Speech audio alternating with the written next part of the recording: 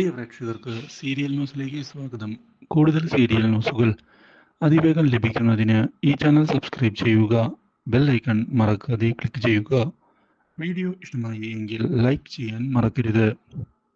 അപ്രതീക്ഷിതമായ ചതി നടന്നു എന്നുള്ള കാര്യം അറിഞ്ഞതിനെ തുടർന്ന് ഇനി എന്ത് ചെയ്യും എന്ന ചോദ്യം ബാക്കിയാവുകയാണ്.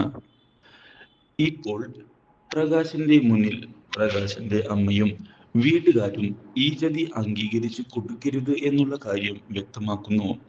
ഒരിക്കലും അംഗീകരിക്കാൻ പറ്റാത്ത കാര്യമാണ് ഇപ്പോൾ നടക്കുന്നത്. നിന്നെ മനഃപൂർവ്വം പ്ലാൻ ചെയ്തുകൊണ്ട് കുടുക്കിയതാണ് അവർ. അവർക്ക് തിരിച്ചടി കൊടുത്തേ മതിയാകൂ.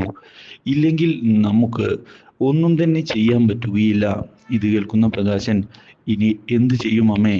ഞാൻ അവളെ താലി കെട്ടി പോയില്ലേ? ഇത് കേൾക്കുന്ന പ്രകാശന്റെ അമ്മ അതൊന്നും കണക്കിലെടുക്കണ്ട. അവരെ നമ്മൾ തകർക്കുക തന്നെ ചെയ്യണം. ഇല്ലെങ്കിൽ ലക്ഷ്മി നിന്റെ ജീവിതം കുട്ടിച്ചോറാകും എന്നുള്ള കാര്യത്തിൽ യാതൊരു സംശയവും വേണ്ട. ഒരിക്കലും നമ്മൾ വിചാരിക്കാത്ത കാര്യങ്ങളായിരിക്കും പിന്നെ നടക്കുക. നമ്മളാകെ തകർന്നു പോകും എന്നുള്ള കാര്യത്തിലും എനിക്ക് ഉറപ്പാണ്.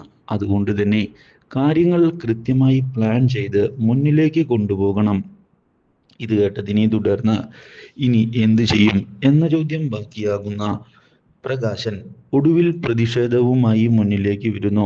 പ്രകാശന്റെ അമ്മ ഈ വിവാഹം ഒരു ചതിയാണ് എന്ന് പറഞ്ഞതിനെ തുടർന്ന് ഒരു ചതിയുമല്ല എന്ന് വ്യക്തമാക്കുന്ന അവിടെയുള്ളവർ വിവാഹം നടന്നു കഴിഞ്ഞു, അതും നിങ്ങളുടെ സമ്മതത്തോടെ, പിന്നെ എങ്ങനെ ചതിയാകുമെന്ന് തിരികെ ചോദിക്കുകയും ചെയ്യുന്നു.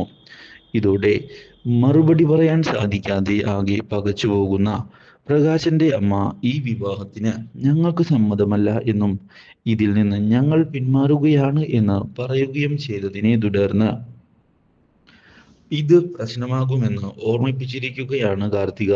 മാത്രവുമല്ല പൈസ ആവശ്യപ്പെട്ടുകൊണ്ട് പ്രകാശന്റെ മുന്നിലേക്ക് പ്രകാശന്റെ കൂട്ടുകാരനും വന്നതിനെ തുടർന്ന് പ്രകാശൻ ആകെ തകർന്നു പോയിരിക്കുകയാണ്. Do like, share and subscribe.